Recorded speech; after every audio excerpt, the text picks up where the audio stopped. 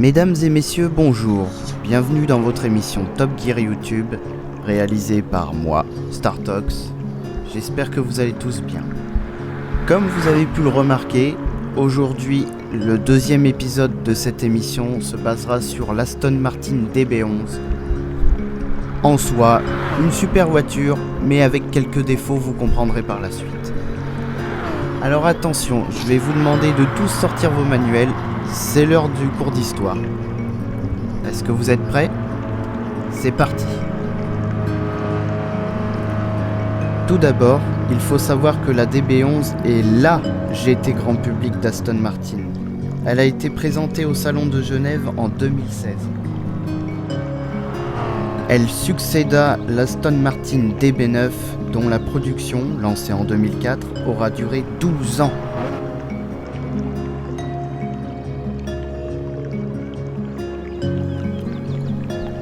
Marek Richman, vice-président et directeur artistique, a repris le long nez traditionnel du coupé Aston Martin.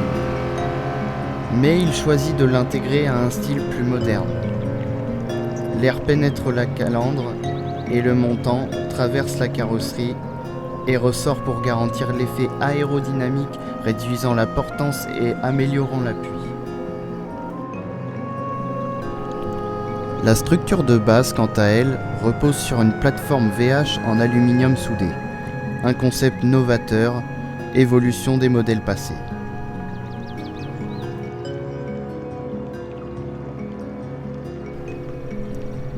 Cette voiture détient notamment un V12 Twin Turbo de 5,2 litres et est installée entre l'axe avant et l'habitacle.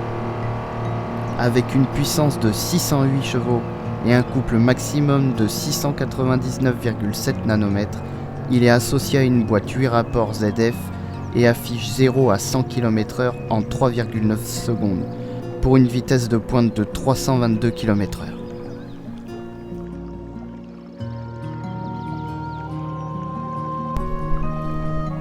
À l'intérieur de la DB11, et vous le verrez plus tard, ce ne sont que de somptueuses matières naturelles au niveau de savoir-faire, climatisation ultra moderne et technologie d'infodivertissement de pointe, pour un confort et une commodité suprême.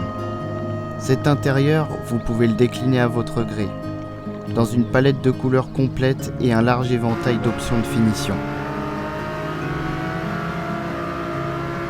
Mais trêve de bavardage, là vous avez eu l'explication détail de la voiture dans son mode tranquille, dans le mode promenade, dans la technique, dans la puissance.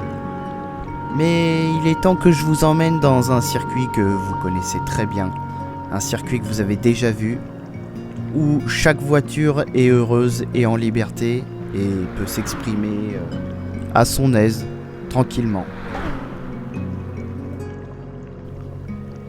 Pour la suite, mesdames et messieurs, je vais bien évidemment vous demander d'attacher vos ceintures, vous poser tranquillement quand même et admirer le chef-d'œuvre. Vous êtes prêts ? Eh ben alors allons-y, c'est parti.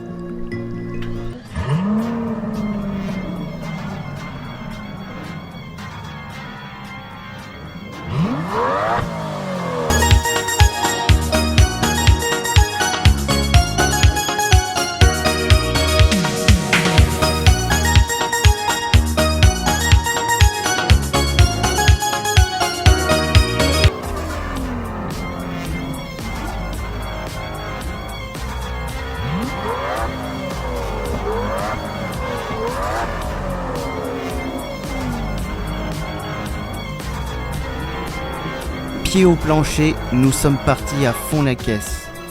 Vous l'aurez bien compris, l'atmosphère sur le circuit n'est pas la même que dans la voiture. Le pilote semble beaucoup plus décompressé, alors que la tension est palpable sur le circuit. Comme ça a été clairement démontré pendant le départ, la voiture semble s'élancer avec aucune complication.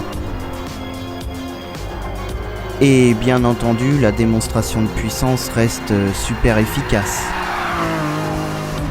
Mais j'ai remarqué un problème qui semble quand même assez important concernant cette voiture. Et un problème pas des moindres. Suite à ça, 2 solutions se proposent. Mais avant ça, nous allons faire un tour en cabine pour voir comment le pilote s'en sort.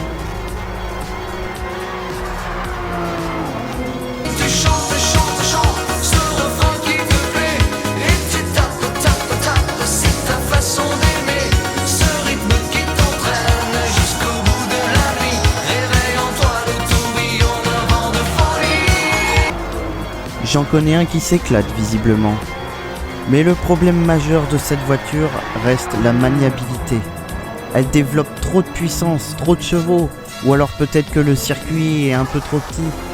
À chaque virage, on sent que la voiture va partir en cacahuète pour rester polie. Et il faudrait vraiment qu'on trouve une solution à ça. Alors la solution, ou du moins les 2 opinions qui se posent, est-ce que le circuit est trop petit ou est-ce que la voiture est trop puissante ? D'après vous, qu'est-ce qu'on devrait dire ?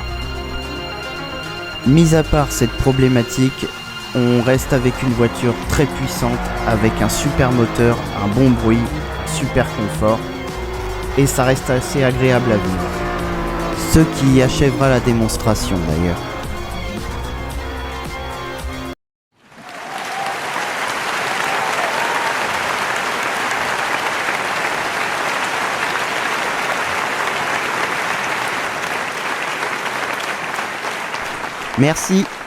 Merci à tous. Eh bien, ça y est, voilà un 2e épisode pour notre émission YouTube Top Gear. J'ai été super content de le faire. Donc, en résumé, une Aston Martin très impressionnante, très effrayante en même temps, on peut le dire. Assez agressive de comportement, de moteur, avec un son plus que génial. Voilà, reste juste ce petit souci d'accélération, enfin de puissance. Peut-être j'aurais dû aller sur un autre circuit un peu plus gros. C'est peut-être ça aussi la résolution de problème, tout simplement. Mais voilà, en tout cas, voilà notre seconde voiture participant aux épisodes d'émission. Une voiture, une fois de plus, je le répète, ultra puissante. Ça change de la BMW M3 quand même, c'est un autre registre. Mais j'ai quand même mon attirance pour les voitures assez anciennes. Moi je suis plutôt voiture ancienne que voiture d'aujourd'hui. Mais il faut quand même admettre que l'Aston Martin a sa place à part. Surtout la DB11 qui a été au final reproduite un petit peu des DB9 comme je l'ai dit lors de l'épisode.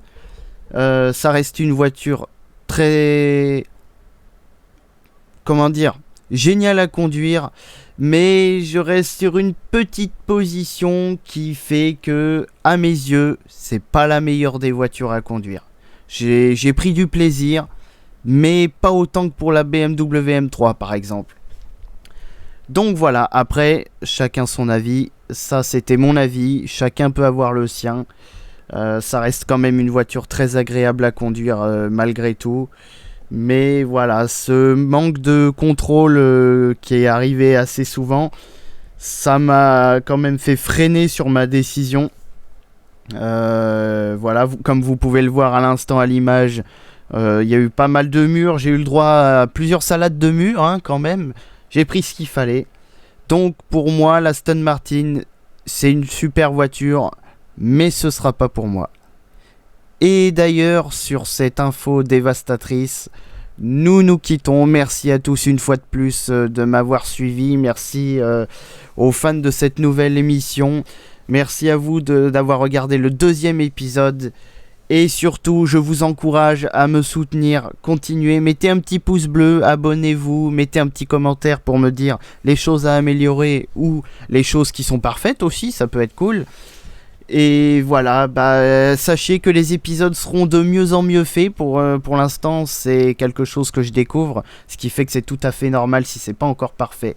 Mais voilà, je vous remercie vraiment, merci beaucoup, merci à tous de m'avoir écouté jusqu'au bout. Merci de me soutenir, merci de m'accorder du temps à regarder mes épisodes. Soyez nombreux, n'hésitez pas à partager. Il faut qu'on soit un max de fous. Bien entendu, vous l'avez vu une nouvelle fois. Je vais essayer de ne pas rentrer dans les murs la prochaine fois. C'est promis. Allez, ciao, bye bye.